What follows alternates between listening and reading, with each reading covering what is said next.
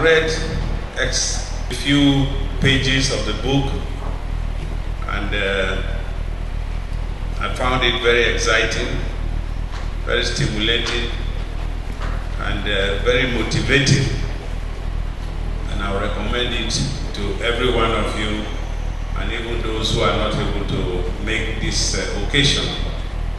Young people, leaders of the future, will read from this book, and they will learn the essence of determination, of focus, of resilience, of commitment and sacrifice. And these elements are very important for success of any enterprise.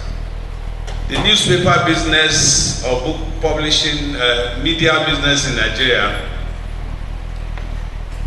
has followed the path of the airline industry in Nigeria. A lot of mortality, short life. Many newspapers, exciting when they come out, fail in Nigeria after a few years. But when you read this book, you understand how that failure motivated a group of young people who came together and started the Daily Trust. And in failure, there are great lessons. And I noticed from some of the accounts in the book that Isiaq was a constant element in the success of some of the papers. And when he saw that some of them were not progressing the way they had intended, he didn't run away. He stood there or sat there and kept offering ideas, offering suggestions on how they could improve things and how they could improve things for success of the newspapers. And at some point, the element of business, which he learned in economics. He's not a journalist. He's now a journalist, but he's not. He didn't start as a journalist, and found that his knowledge of economics was vital for success. Many people in all kinds of professions think you can just start and succeed. For a private enterprise, you need some elements of business knowledge. And that's what he brought into all the newspapers he had worked in. So it's not just good, it's not just enough to be a fantastic journalist and then you just start your own newspaper. You must bring people with business knowledge to come and help you to look at the business side. So I want to commend Isiaq Ajibola for this effort. It's a very commendable effort. I don't know if I'm actually qualified to present the book as a very good work. But if you forgive me from my background of business, of politics, and aviation, I think I've seen it. I've seen the broad spectrum of life for which I can decide whether this is a good book or not. It is a very good book, and I highly recommend it. I highly recommend it to you all. And I also will encourage you to buy as many copies as you can, to donate to secondary schools, libraries, donate to tertiary institutions, particularly universities, and the Institute of Journalism and all that, for people to learn what it takes to start a newspaper and make it work. I think that is an element which I pick in the book. There are many other aspects of life and other aspects of facing, dealing with challenges that you learn from reading the book. I enjoyed the few pages I read. I'm definitely going to buy copies. I recommend the book to you all. And thank you for coming. I wish you all a very successful occasion. Thank you very much.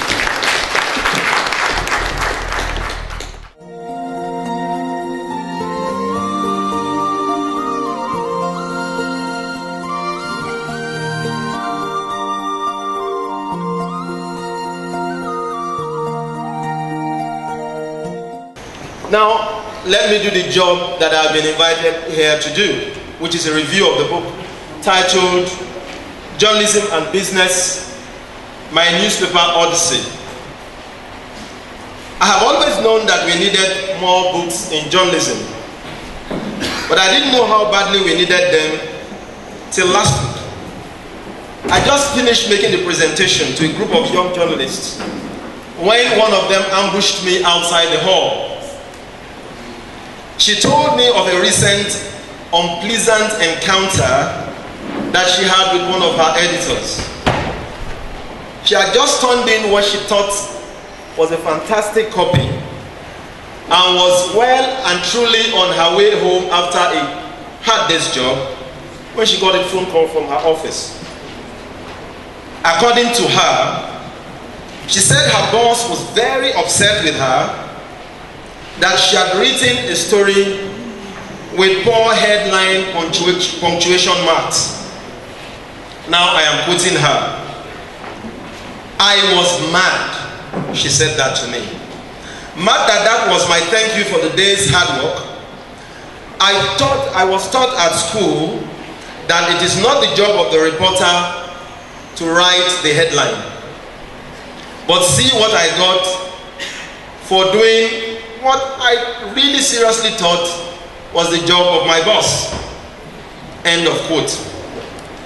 Now, I don't know what she learned at school, but if she kept learning after she left school, she might have found that today's journalist needs to know more than writing a good copy.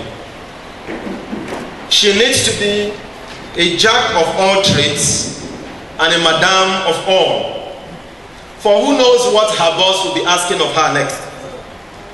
Now, one place to start would be to find a good book which could help her unlearn or relearn some of the things that she had learned at school.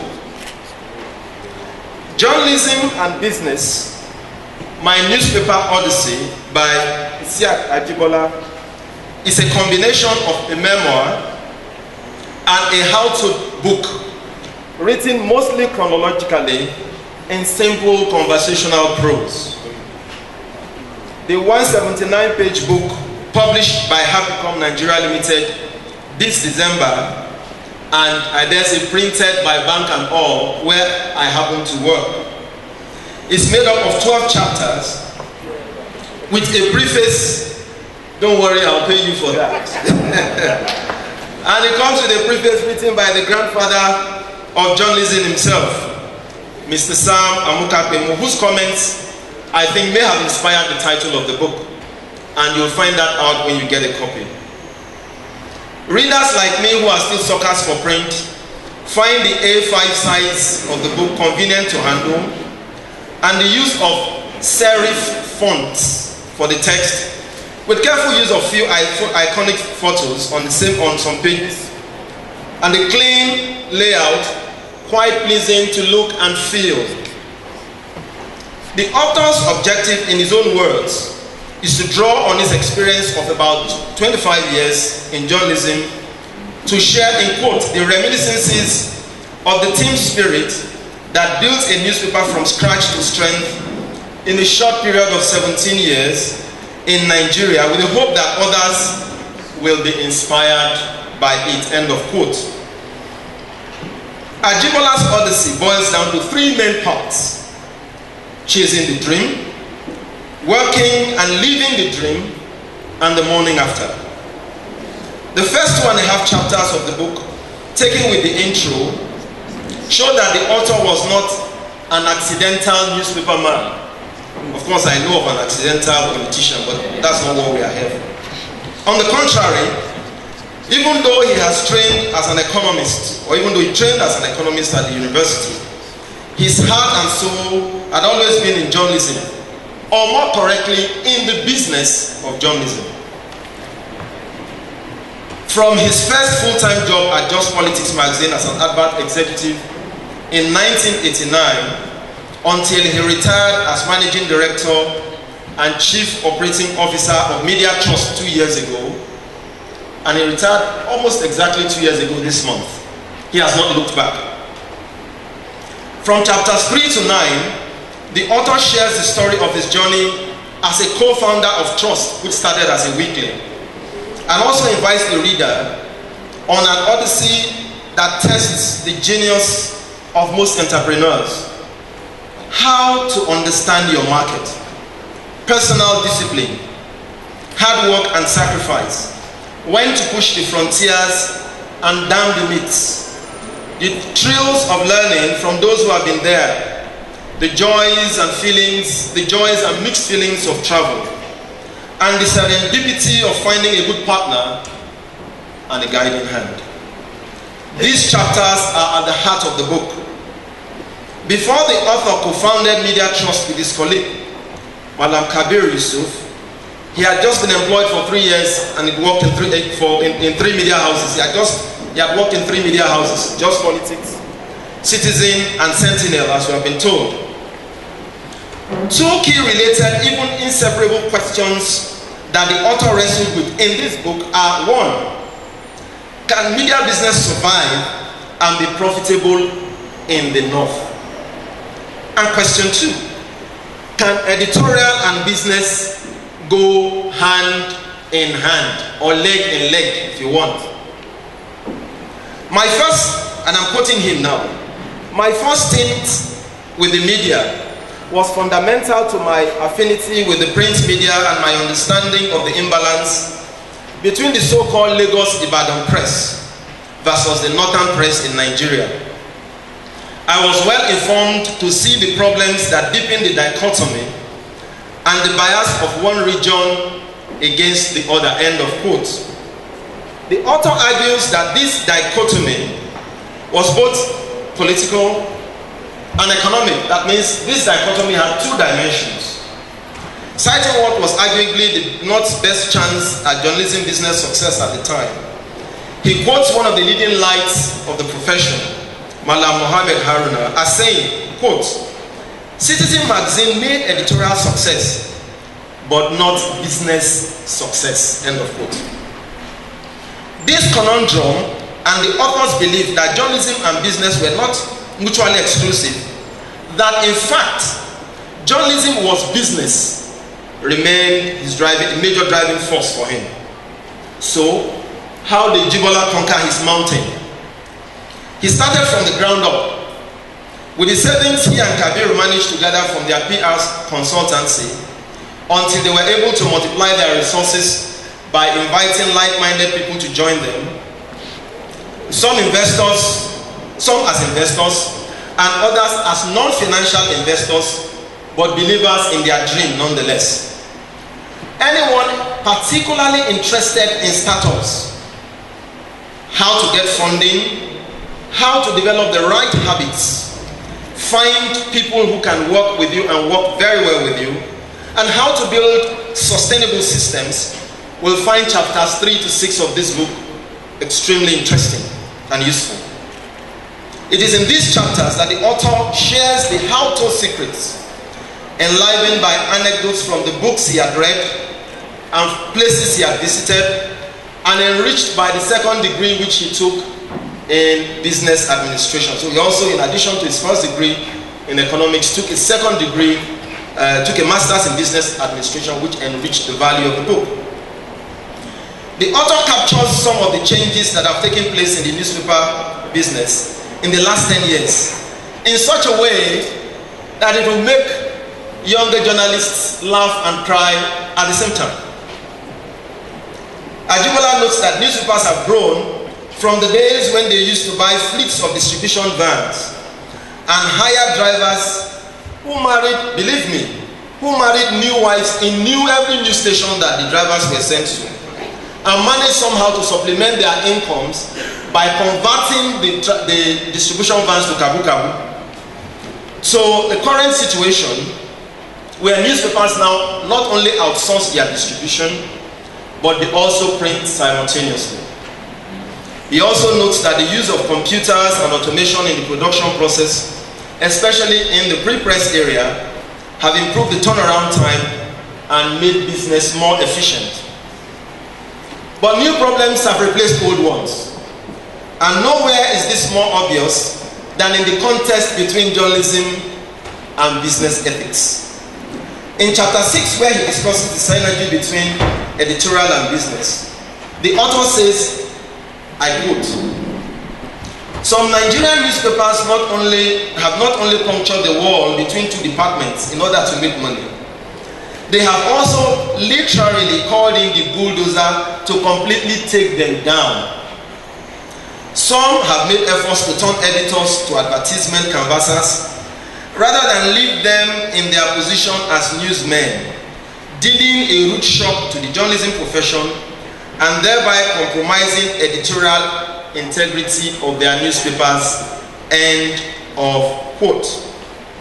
Now, I fully expect this statement to cause a stir, if not outside, then perhaps inside this hall. But the chapter also contains the author's suggestions on how best to straddle the incestuous relationship between journalism and business without being caught pants down. Even though the author writes of how trust, that is media trust, exploded some of the myths in chapter 8, the last chapters of the book show that every success brings along their own challenges. Every success brings along its own challenges as well. Of the many challenges that journalism faces, and the author lists quite a litany of them in his book, it does not have to succeed as a business. Believe me, journalism does not have to succeed as a business to invite trouble. Although the greater the business success story, the more exposed it might be to trouble. If the reader gets that the political pressure from friends and politicians will be the most rampant of the miseries of a publisher or of a newspaper house, then you're on the same page with Ajibola. But that's not all. From the author's account, there was at least an instance when he found something more than just pressure. According to him, during an official visit to Jigawa, a prominent northern politician, the former governor Sule Lamido Madama of Jigawa State, you know him, challenged daily trust fidelity to the defense of, in quote, the northern interest, which, recall, is one of the fundamental principles on which trust itself was founded. And now I quote, "Speaking forcefully," now this is Ajibola writing, "he, Lamido, accused us of derailing from the intention of the founders of one north of Nigeria by redefining it," that is the north, "in a narrow perspective contrary to his own understanding of what the north stands for." Quotation continues. According to him, the true meaning of the north as defined by Ahmadu Bello and Malam Aminu Kano, to which school of thought he belongs, is a monolithic north without any ethnic or religious barriers. Quotation continues. He asserted that his understanding of our own definition, that is Media Trust's own definition of the north from their editorial position, was a north of Muslims and Hausa Fulani only, and that was not acceptable to him. End of quote. According to the author, he made spirited attempts to explain this perception or misperception, that this perception or misperception had nothing to do with senior editorial staff, but his attempts to convince Lamido fell on deaf ears. As far as the former governor was concerned, trust had betrayed its founding principle. I do not know whether the founders agree with Lamido or not, but perhaps the same tool that the author used in the last chapter of his book, i.e. a survey, to examine the future of journalism might indeed be useful to Media Trust. Will those who read Ajibola's book today or a few years from now recognize in Media Trust the fundamental values and objectives that built it from scratch to become one of Nigeria's most respected newspapers today? Trust me, it's a question that founders, not only Media Trust founders, it's a question that most founders fear, but must always find the courage to ask themselves. The author looks into the future and discusses the existential threat between print and online in the last chapter. The result of a readership survey contained inside brings even greater currency to to the book. Of course, there are peculiar trust problems in the book.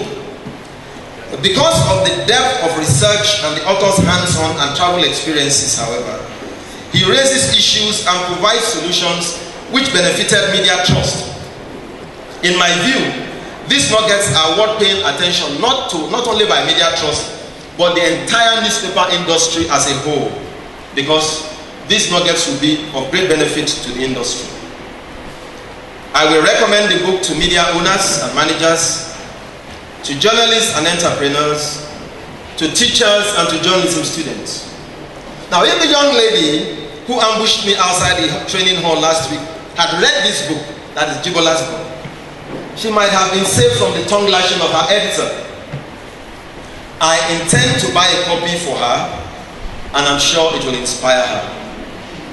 Distinguished ladies and gentlemen, I thank you for your kind attention.